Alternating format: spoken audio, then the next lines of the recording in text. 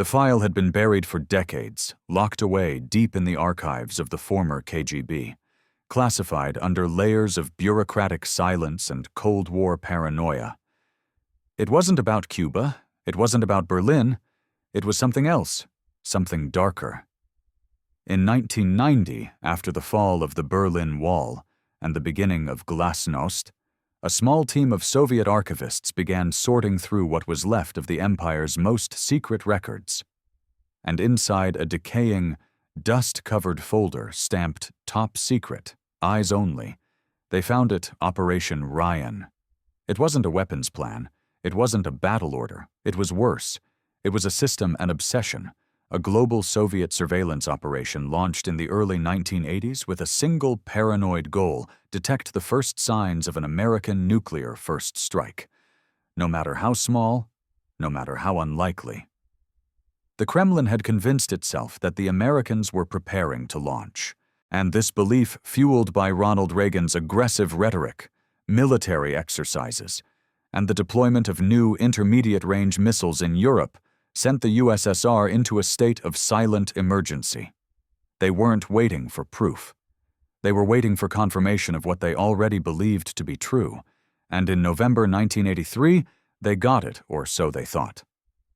That month, NATO launched a routine exercise called Able Archer 83, a simulation of nuclear conflict, complete with coded messages, silent deployments, and escalating war games. But the scale and realism of this drill set off alarms in Moscow. Soviet leaders believed this wasn't a drill. They believed the missiles were already on the way. Inside Soviet early warning bunkers, radar operators and generals began preparing for the unthinkable. Strategic bombers were fueled. Submarines went silent. Launch keys were checked, and all of it was real. The West had no idea. There was no hotline call, no warning, no last-minute de-escalation. Because the danger wasn't in American aggression, it was in Soviet misperception. The most dangerous moment of the Cold War wasn't caused by an American strike. It was caused by the belief that one was inevitable. And for a few silent days in November 1983, the world teetered on the edge of nuclear war without even knowing it. The archives had spoken, and what they revealed was terrifying. In 1983, the world lived in illusion, on the surface. The Cold War had reached a frozen stalemate. Washington believed deterrence was holding. Moscow believed war was imminent. But behind closed doors, both superpowers operated under a latticework of wrong assumptions, each one feeding into the other like a nuclear feedback loop. The Reagan administration saw the Soviet Union as teetering on collapse, economically brittle, ideologically exhausted. Washington's strategy, rooted in peace through strength, was simple: apply pressure, escalate arms development, force the Soviets into overextension. New weapons systems were rolled out at a breakneck pace. Pershing II missiles, the Strategic Defense Initiative, and the B-1 bomber. All while Reagan branded the USSR the evil empire. From the American perspective, these moves were calculated, rational steps in a geopolitical chess match. But from inside the Kremlin, they looked like preparation for first strike. Soviet leaders, many of them veterans of World War II, operated from a core belief that history could repeat itself, and that surprise was the greatest threat. Hitler had invaded without warning. The Americans might too. So when Reagan announced Star Wars missile defense, Moscow didn't see it as a defense. They saw it as a preemptive shield, a way for the U.S. to launch a nuclear war and then block any retaliation. The KGB's response was Operation Ryan, short for Raketno-Yadernov Napadenie nuclear missile attack. Its mission: detect the earliest signs of an American first strike. Soviet embassies across the world were instructed to monitor Western capitals for indicators: emergency lights at government buildings, mass blood donations, sudden absences of key officials. Even minor anomalies were logged and sent back to Moscow. It was paranoia on a global scale. But the Americans didn't know. The CIA, obsessed with tracking Soviet ICBMs and arms shipments, had no idea the USSR was building an intelligence system based on fear, not facts. Worse, they misunderstood Soviet silence as strength, not suspicion. Inside the Pentagon, analysts believed the Soviets had no reason to strike. First, they were losing the arms race, after all, but they failed to understand the depth of Soviet strategic anxiety. The Kremlin didn't think it could survive a war with the US, but it did believe that war was coming. And when a power believes its destruction is inevitable, deterrence collapses. What replaces it is preemption. In November 1983, both sides sat in rooms full of assumptions. The Americans believed no one would strike first. The Soviets believed they had no choice but to go first, before it was too late. Neither was right. But both were close enough to disaster that it nearly didn't matter. To understand how dangerously close the Cold War came to combustion in 1983, you have to understand the doctrine behind the fear. The Soviet Union didn't just build weapons, it built systems of thought, systems of war. And by the early 80s, that doctrine was beginning to crack under its own weight. For decades, the Soviet military operated under a brutal but clear assumption: if a nuclear war began, it must be fought to win, or not at all. There was no room for hesitation, no space for strategic ambiguity. The first to strike might survive. The second, never. The USSR's strategic policy was anchored in launch on warning. Their radar systems, vast, expensive, and often riddled with false positives, were programmed to detect incoming missiles. If confirmed, Soviet forces were authorized to fire back before impact.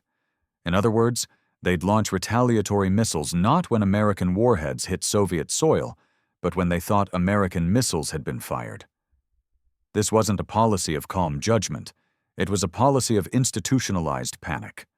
And in 1981, following Reagan's inauguration, the Soviet High Command revised its protocols once again.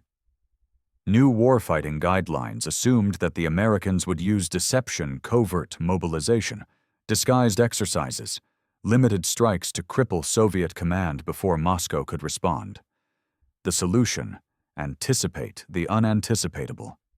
Enter Operation Ryan. By this point, it wasn't just a passive observation plan, it was an obsession. The KGB flooded its global stations with orders to look for signs of U.S. nuclear preparations. Every military exercise, every White House motorcade, every increase in Pentagon communications was logged, parsed, and sent back to Moscow. But Soviet analysts weren't reporting facts. They were reporting fragments, and fragments fed fear. Meanwhile, NATO's own doctrine, though less paranoid, carried its own escalatory risks. Flexible response allowed the West to answer aggression at any level, but also meant keeping forces in constant readiness. The result was a military theater in Europe that was always poised, always alert, always one misreading away from total war. So when NATO planned its annual nuclear command exercise, Able Archer 83, they didn't know they were walking into a minefield.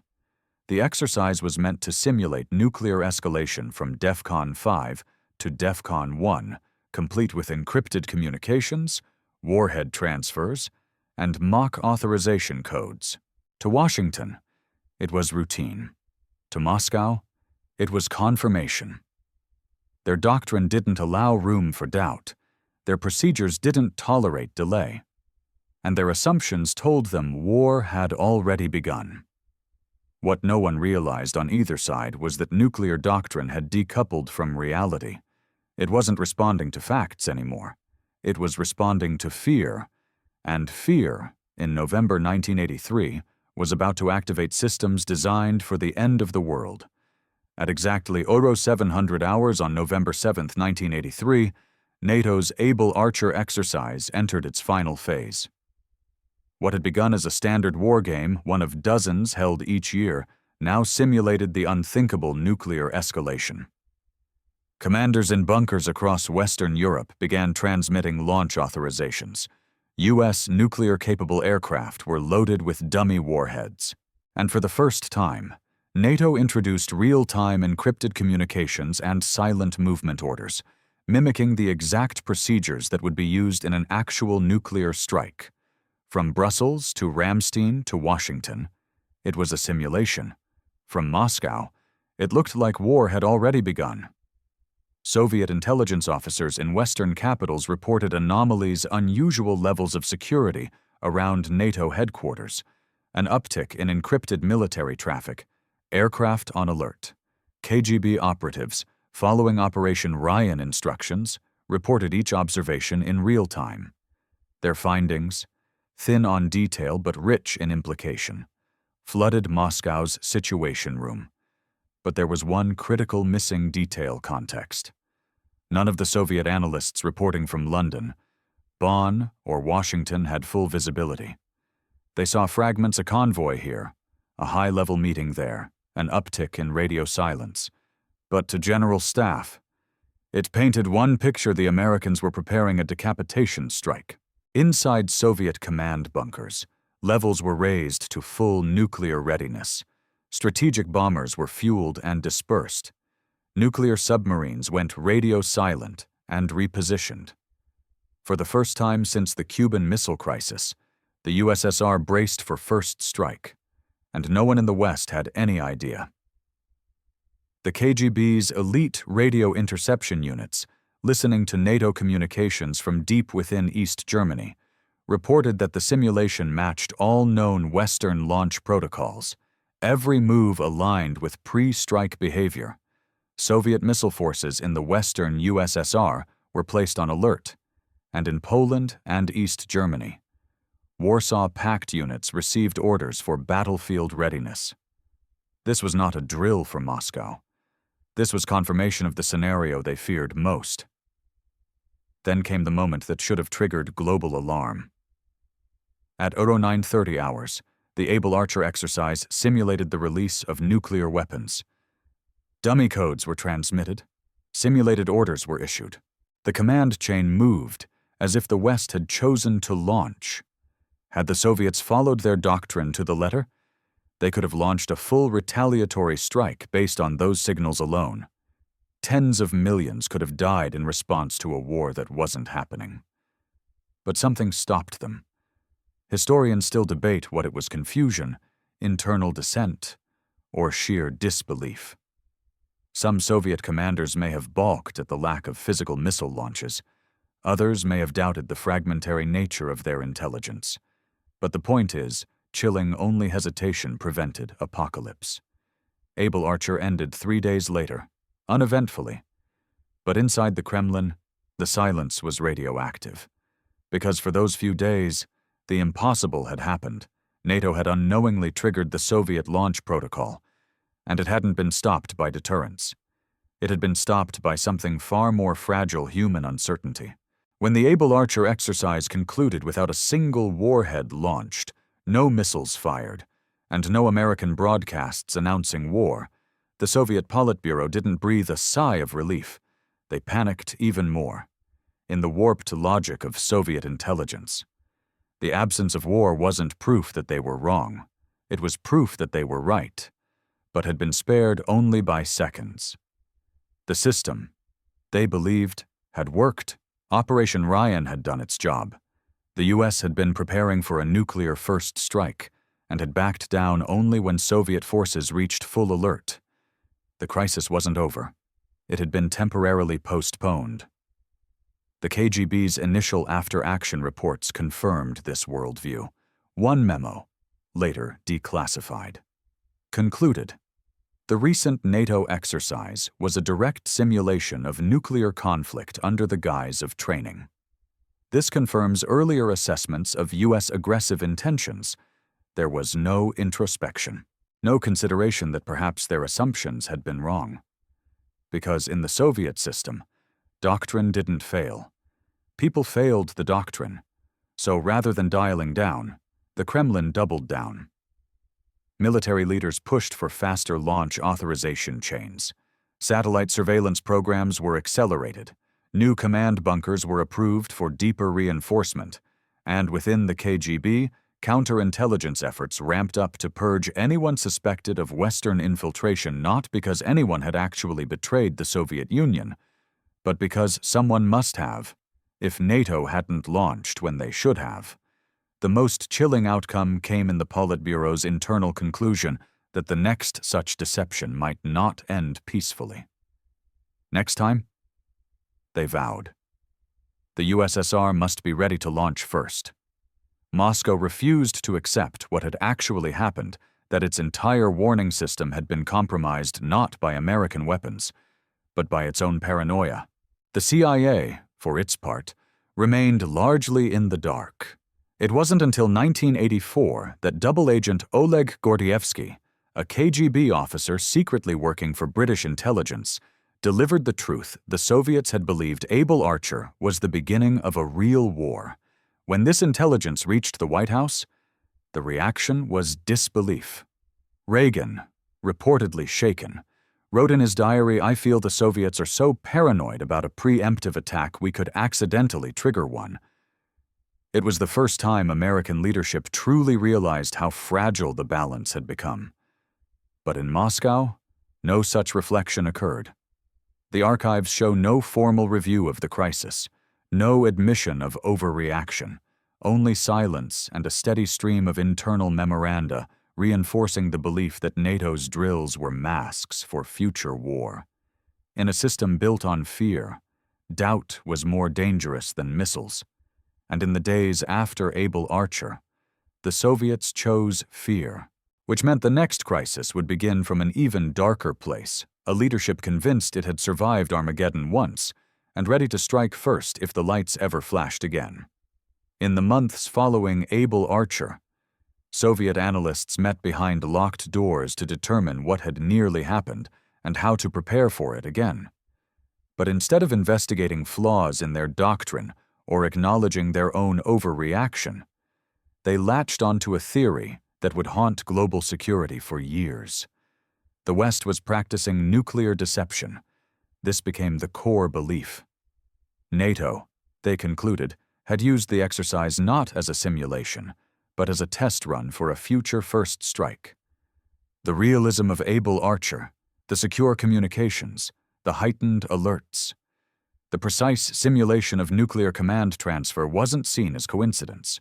It was seen as dry-run rehearsal.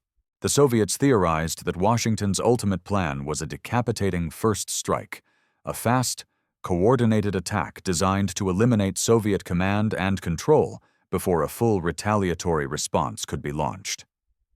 And in their minds, Able Archer had come dangerously close to being that strike. But the theory went further. They now believed that if the United States ever attacked, it would be done under the perfect cover of an exercise. A sudden war would not begin with the roar of missiles, but with a drill no different from what they had just witnessed. It was a catastrophic misreading. NATO had no plan for such a decapitation strike. In fact, its doctrine depended on maintaining ambiguity and delay. The entire Western strategy rested on deterrence through transparency, not deception. But the Soviets couldn't afford to believe that. Their intelligence system, warped by years of internal suspicion and ideological fear, had trained them to see shadows, especially where there were none. Worse still, this new theory shaped policy. Soviet leaders ordered a re-evaluation of how they would interpret future NATO exercises. Any sudden Western mobilization, even routine drills, could now be interpreted as prelude to a strike. Their nuclear posture was hardened, not relaxed. Inside Soviet Missile Command, readiness protocols were updated. Launch-on warning remained doctrine.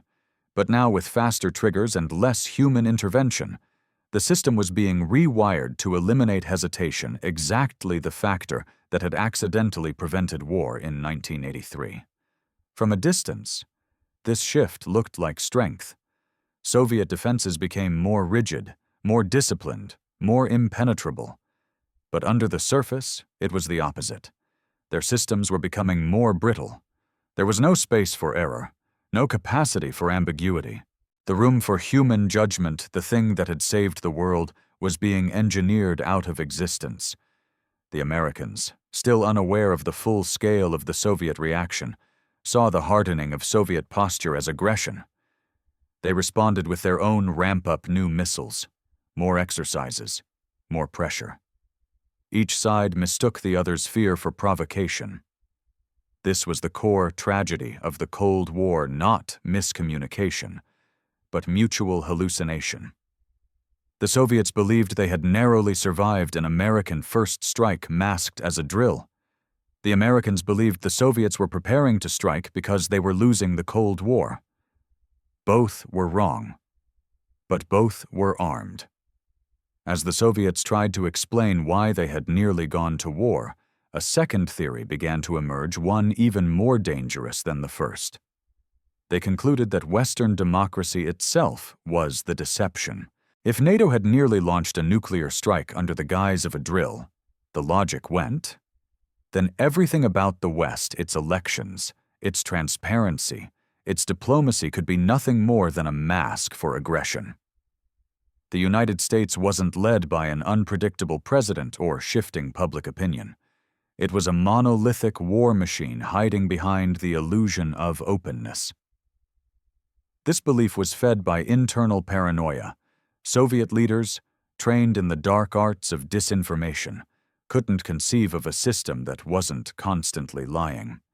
They assumed Washington operated just like the Kremlin layers of secrecy, competing power blocks, manipulation from the shadows. And so, they theorized. The real decisions in America were being made by an invisible military-industrial elite, unaffected by politics or elections. In this framework, Reagan wasn't just an aggressive speaker, he was a front man, and Abel Archer wasn't a policy accident. It was a signal from the true controllers of the U.S. war machine. This second theory poisoned every Western signal that followed. When Reagan proposed arms control talks, the Soviets assumed it was a trap. When American diplomats promised restraint, the Soviets assumed it was cover for a buildup. Every action was filtered through the belief that nothing in the West was what it appeared to be. And unlike the first theory that NATO drills were a smokescreen for war, this second theory had no expiration date. It wasn't tied to one event. It infected the entire relationship. The consequences were immediate and profound.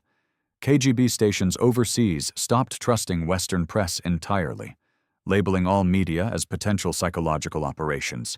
Intelligence assessments became more speculative, more conspiratorial. Soviet analysts began crafting complex scenarios in which American TV broadcasts, magazine covers, or even movie releases were interpreted as strategic messaging.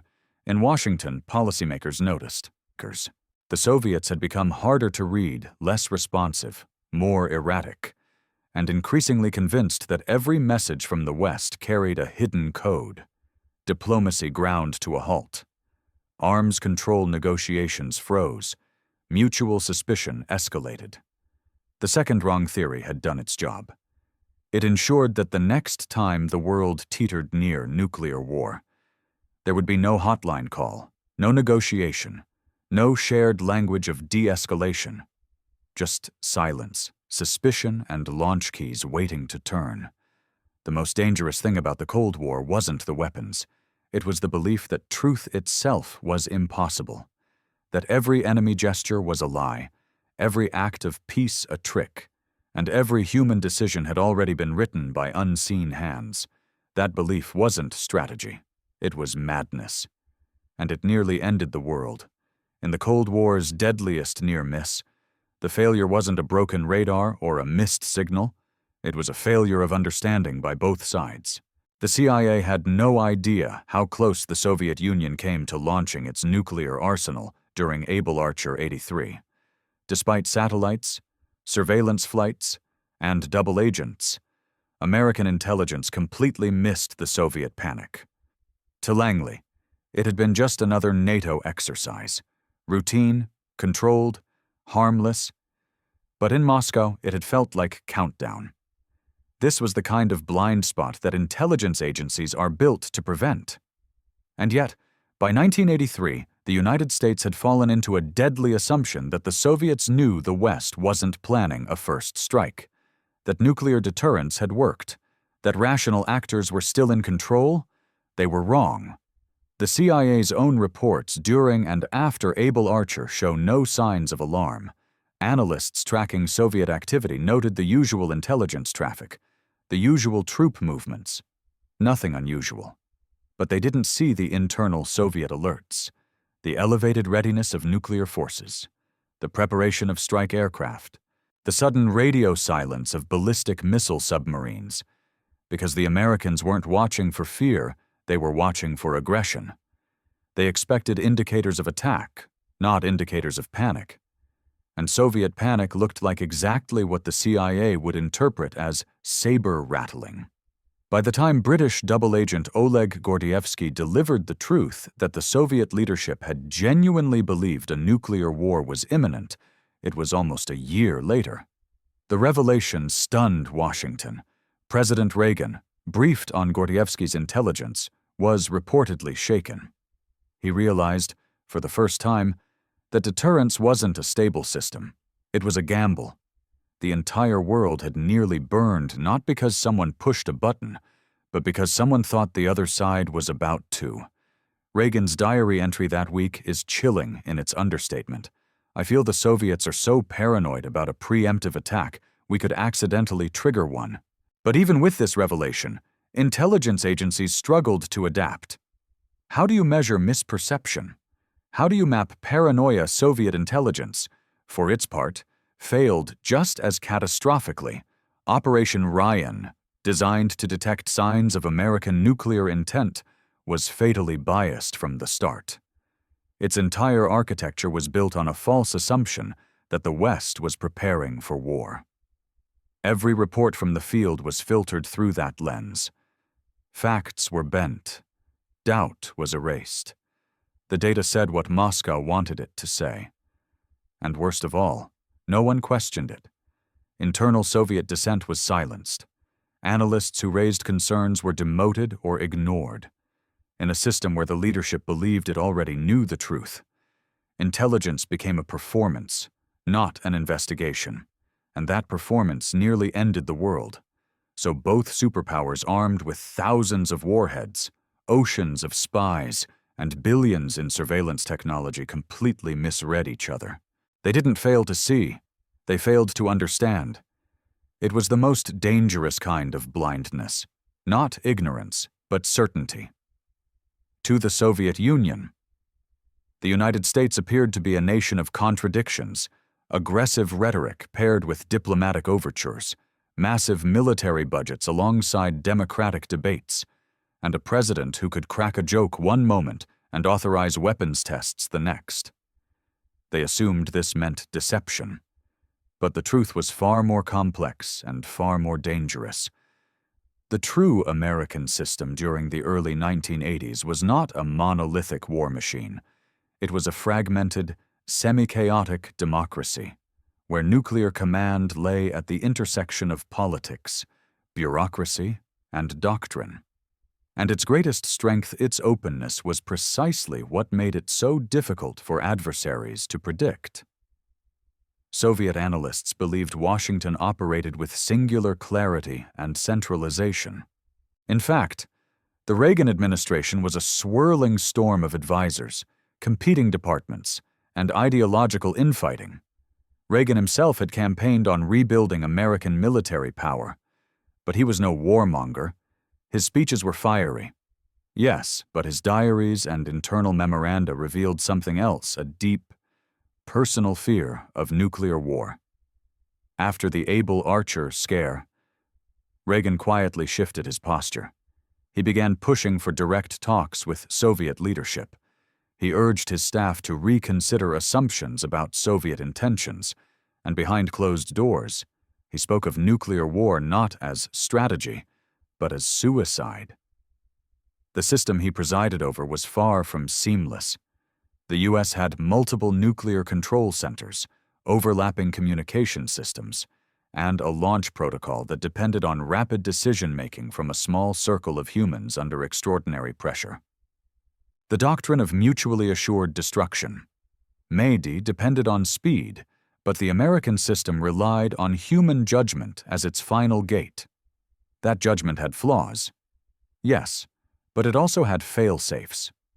War games throughout the 1970s and 80s often revealed disturbing truths that communications could break down. Orders could be misunderstood, and escalation could happen faster than leaders could intervene. But rather than covering this up, American analysts debated it publicly. Scholars, generals, and even TV movies like The Day After helped push the reality of nuclear war into the public eye. This openness was something the Soviet system couldn't comprehend. To the Kremlin, the U.S. looked reckless for allowing dissent, but dissent was the key.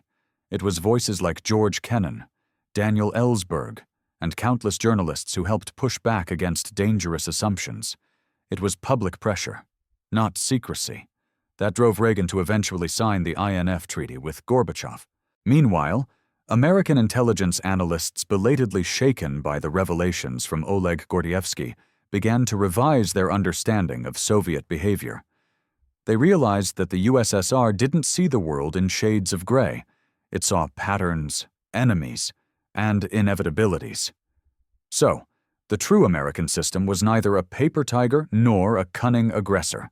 It was a messy, imperfect democracy, lurching toward peace or war depending on personalities, public opinion, and an evolving understanding of the enemy.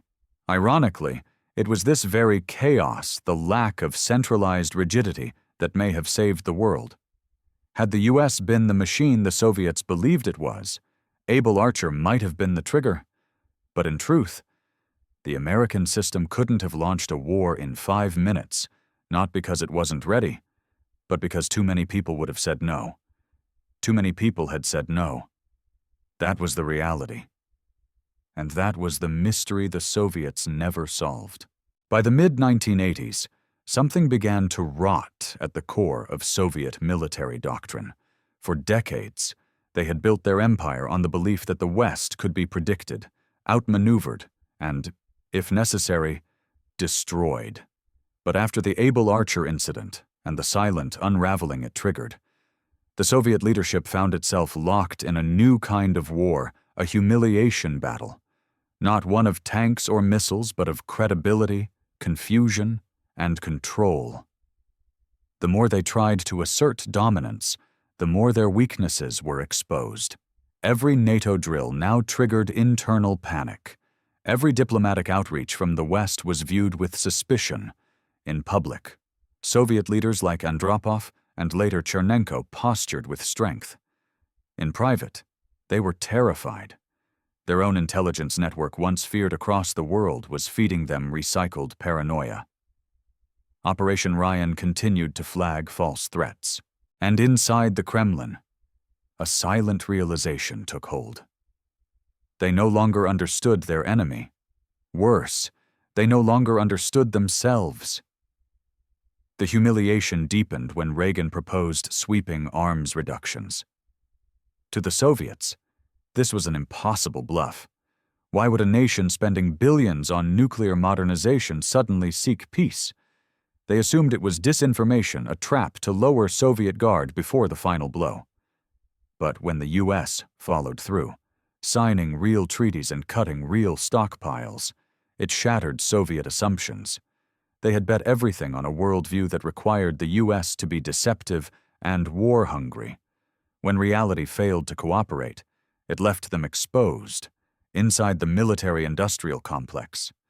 Soviet officers began quietly questioning the entire foundation of their strategy. How could a system so powerful feel so insecure? Why did their radar systems miss American stealth flights? Why had no one predicted the West's technological leap in surveillance, computing, and electronic warfare? These weren't just tactical setbacks, they were ideological wounds. When Gorbachev rose to power in 1985, he inherited not just a faltering economy, but a deeply humiliated security establishment.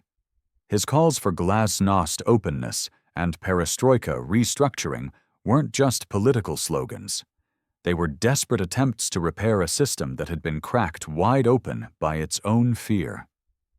Gorbachev would later write that the most shocking lesson of Able Archer was not how close the world had come to nuclear war, but how little anyone inside the Soviet Union had understood it at the time. The humiliation wasn't just that they had misread NATO, it was that they had misread themselves. That realization did more to erode Soviet military confidence than any missile or satellite. Officers who once laughed at the idea of American superiority now whispered about Soviet decay. War games revealed broken logistics. Field tests showed outdated tactics. And when the Warsaw Pact forces finally faced off against U.S.-trained units in proxy conflicts, the losses were swift and undeniable. This was the humiliation battle, the slow, public dismantling of a myth, not with bullets, but with facts, not with surrender, but with silence. By the time the Berlin Wall fell, many Soviet commanders no longer feared NATO's weapons.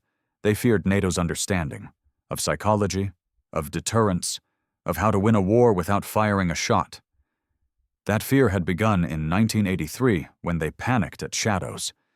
Now, those shadows had names, dates, coordinates, and evidence. The Soviet Union didn't collapse in a single moment. It collapsed in layers each peeled back not by American bombs or invasions, but by invisible defeats. Defeats of strategy, defeats of belief. After Able Archer, the strategic doctrine that had guided the Soviet military for nearly 4 decades became unsustainable. It depended on certainty that NATO would never surprise them, certainty that their early warning systems would function perfectly, and certainty that the West could be understood through Cold War ideology. But the reality was much darker. They had stood on the brink of launching nuclear war not because of an attack, but because of a lie told to themselves, reinforced by an intelligence system too terrified to admit error. And when the truth surfaced, the foundation of their strategy began to crack. Soviet war planners quietly stopped trusting their own intelligence estimates. Exercises that once carried the aura of global confrontation now felt like theater. Commanders began recognizing the gap between their supposed strength and their actual capabilities. And no one knew what to do with that knowledge. The political doctrine collapsed even faster.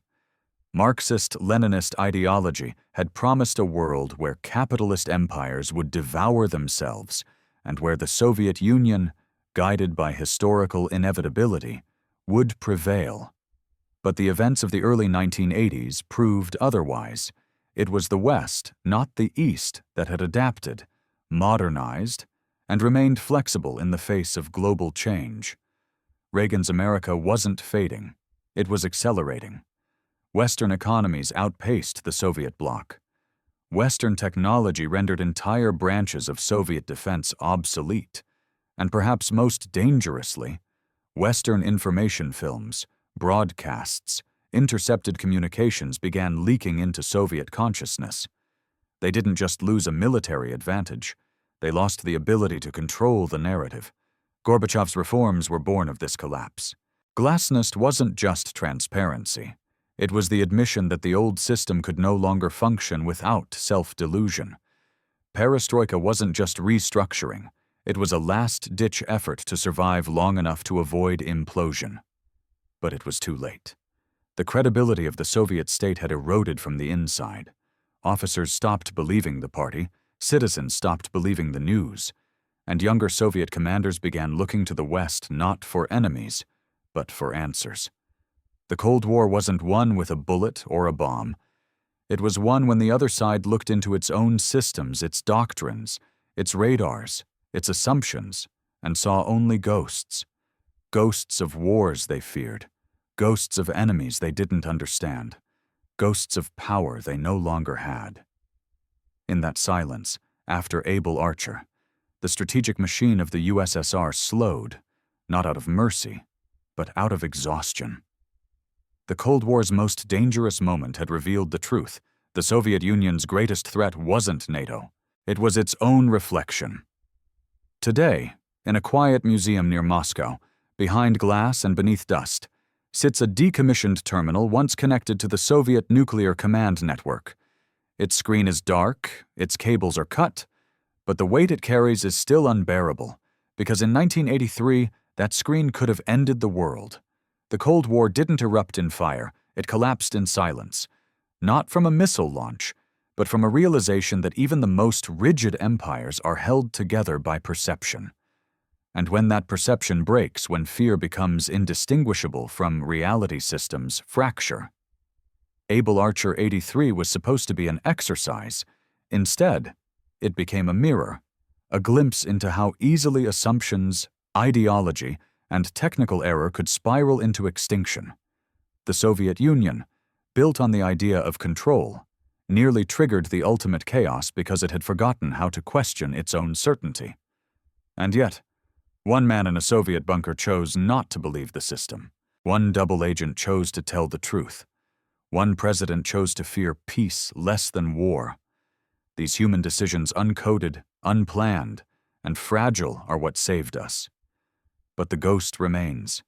Every satellite orbiting Earth today, every early warning radar, every submarine lurking beneath the ocean, these are not just relics of the Cold War. They are echoes of it. They exist because, once, the world stood 10 minutes away from annihilation, and no one noticed. The ghost whispers still in modern strategy rooms, in military doctrines updated by newer generations who never felt the chill of 1983. It lingers in every nation that still holds the power to erase cities in seconds. It reminds us that technology may advance, but fear remains timeless. In the end, the most dangerous moment of the Cold War wasn't a launch. It was a thought, a false one, believed by the wrong people, at the wrong time, and it nearly cost us everything.